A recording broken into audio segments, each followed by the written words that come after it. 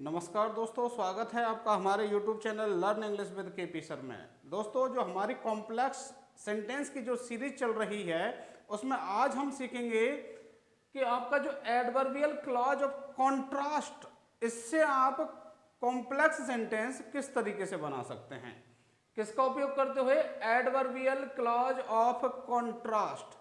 पिछली हम प्रत्येक वीडियो में बात कर रहे हैं एडवर्बियल क्लॉज की, फिर उसमें हम एक शब्द लगा रहे हैं जैसे कॉन्ट्रास्ट, कंपैरिजन, टाइम, प्लेस। तो अब ये जो एडवर्बियल क्लॉज ऑफ कॉन्ट्रास्ट कैसे बनेगा, तो आपको इसके लिए सबऑर्डिनेटिव कंजंक्शन ऑफ कॉन्ट्रास्ट लगाने पड़ेंगे, यानी कि कॉन्ट्रास्ट वाले सबऑर्डिनेटिव कंजंक्शन। अब कॉन्ट्रास्ट का मतलब क्या होता है? विरोधाभास या अपोजिटनेस, यानी कि विपरीतता।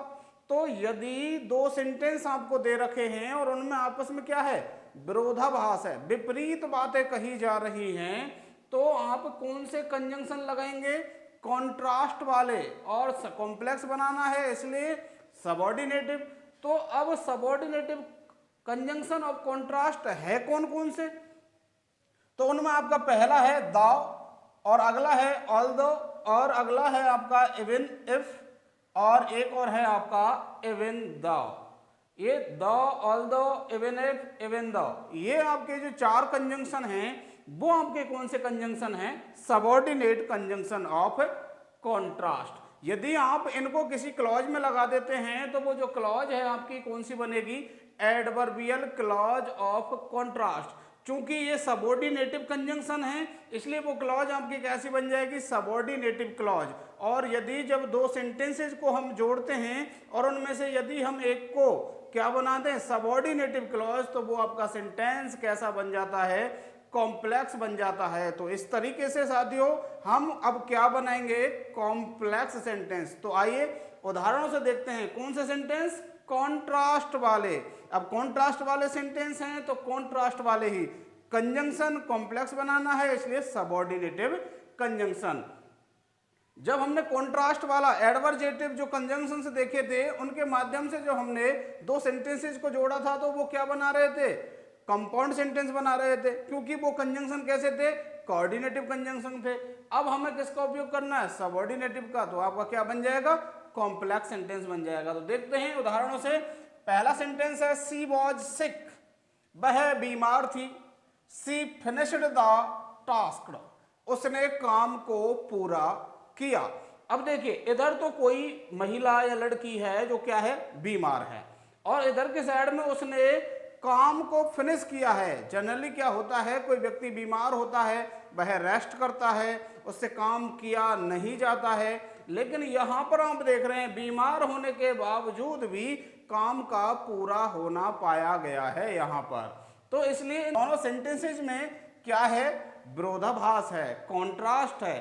तो अब आपको क्या करना है? ये जो कॉन्ट्रास्ट वाले आपके कंजंक्शन हैं इनमें से किसी भी एक का उपयोग करते हुए आप क्या बना देंगे? इसको कॉम्प्लेक्स सेंटेंस बना देंगे। इनके जो अर्थ हैं, मीनिंग हैं, वो भी देख लेते हैं। दो का मतलब यद्यपि, ऑल्दो का मतलब भी यही होता है, हालांकि या यद्यपि।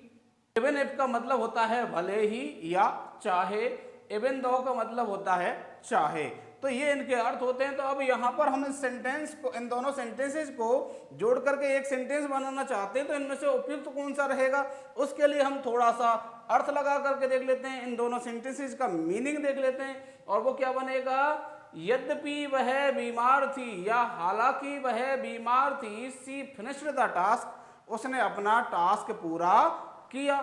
तो हम क्या लगा देंगे यहाँ पर? दो लगा देंगे या ऑल दो लगा देंगे। तो the she was sick, comma she finished the task. इस तरीके से आपका ये क्या बन गया? Complex sentence. अब कॉम्प्लेक्स सेंटेंस क्यों है? क्योंकि इसकी शुरुआत किससे हो रही है? द से हो रही है, जो कि एक क्या है? सबऑर्डिनेटिव कंजंक्शन है। अब ये सबऑर्डिनेटिव कंजंक्शन लग गया, इसलिए ये जो क्लॉज है वो कैसी हो गई? सबऑर्डिनेटिव क्लॉज हो गई। अब सबऑर्डिनेटिव क्लॉज यदि किसी सेंटेंस में है तो वो आपका सेंटेंस कैसा कहलाता है? कॉम्प्लेक्स कहलाता है। तो इसलिए यहाँ पर ये जो पूरा सेंटेंस है आपका अब कैसा हो गया? कॉम्प्लेक्स सेंटेंस हो गया। आगे बढ़ते हैं, देखते हैं अगला उदाहरण। You have to see this video, तुम्हें ये वीडियो देखनी ही पड़ेगी। You are not feeling good, तुम अच्छा महसूस नहीं कर रहे हैं। तो देखो, एक और तो आपको वीडियो देखने के लिए बाध्य किया जा रहा है कि आपको वीडियो देखनी है, और you are not feeling good, और दूसरी साइड में आप अच्छा महसूस नहीं कर रहे हैं। जब आप अच्छा महसूस नहीं कर रहे हैं तो वीडियो क्यों देख पाएंगे, आप कैसे देख पाएंगे? तो यहां पर भी इन दोनों सेंटेंसेज में क्या है, कॉन्ट्रास्ट है, अपोजिटनेस है, विपरीत बातें हैं। तो इसलिए यहां पर हम अब इनको कॉम्प्लेक्स बनाने के लिए कौन से कंजंक्शन का उपयोग करेंगे, सबऑर्डिनेट कंजंक्शन ऑफ कॉन्ट्रास्ट, और ये 4 आपके वो कंजंक्शन हैं, इनमें से आप लगाएंगे। अब इनमें से उपयुक्त तो कौन सा है, उसके लिए हम थोड़ा सा इसका मीनिंग देख लेते हैं कि तुम्हें यह वीडियो देखनी है चाहे तुम अच्छा महसूस नहीं कर रहे हैं। तो चाहे या भले ही, इन दोनों का सेंस देने के लिए आपके पास 2 कंजंक्शन है, इवन इफ और इवन द। इनमें से आप किसी का भी उपयोग कर सकते हैं। लेकिन अब देख रहे हैं आप, चाहे आप अच्छा महसूस नहीं कर रहे हैं, तो किसके साथ लग रहा है, आप अच्छा महसूस नहीं कर रहे हैं, तो इसके साथ लगेगा। तो आपका क्या बनेगा, you have to see this video even if या even the you are not feeling good.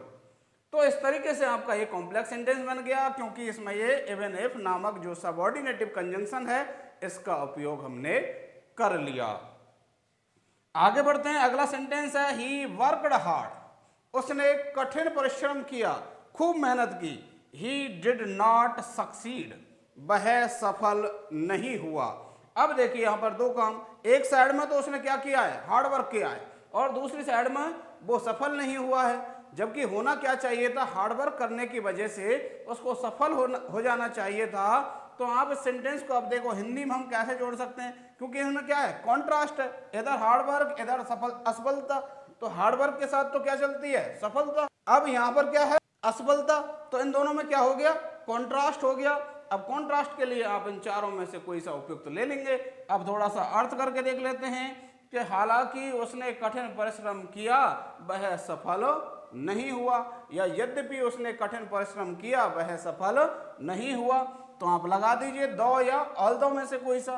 तो although he worked hard comma he did not succeed, यद्यपि उसने कठिन परिश्रम किया वह सफल नहीं हुआ।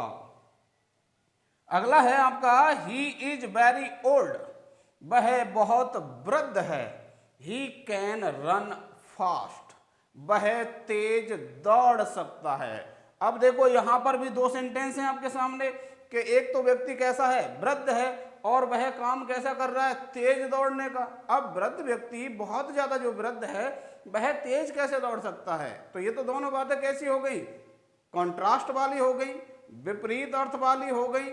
इनमें क्या है, अपोजिटनेस है, कॉन्ट्रास्ट है।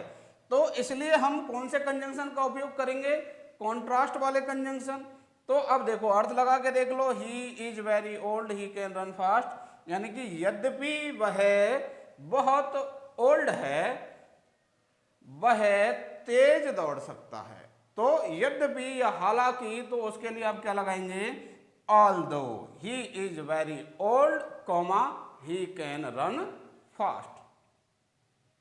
अब इनका भी प्रयोग कर सकते हैं, जैसे इवन इफ या इवन दो का। तो even if he is very old, चाहे वह बहुत वृद्ध है, ही कैन रन फास्ट, वह तेज दौड़ सकता है। अब अगला जो सेंटेंस है, she hates me I will always help हर।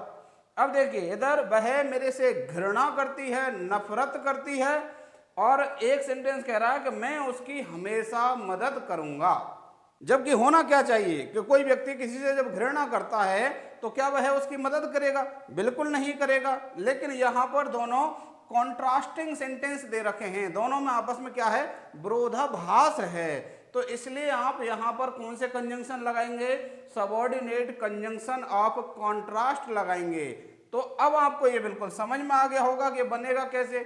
और यदि आपको समझ में आ गया है तो जो इसका आंसर है, आप तुरंत ही कमेंट बॉक्स में जाकर के मुझे बताइए कि इसका आंसर क्या होगा, यानी इसको कॉम्प्लेक्स सेंटेंस आप किस तरीके से बनाएंगे। और यदि आपको वीडियो अच्छी लगी है तो वीडियो को लाइक कीजिए, अपने साथियों तक शेयर कीजिए, और यदि आप हमारे चैनल पर नए हैं तो चैनल को सब्सक्राइब करके बेल आइकन को प्रेस कर लीजिए ताकि आपको हमारी वीडियोज के नोटिफिकेशन है वो समय पर मिल सकें। मिलते हैं अगली वीडियो में, तब तक के लिए धन्यवाद।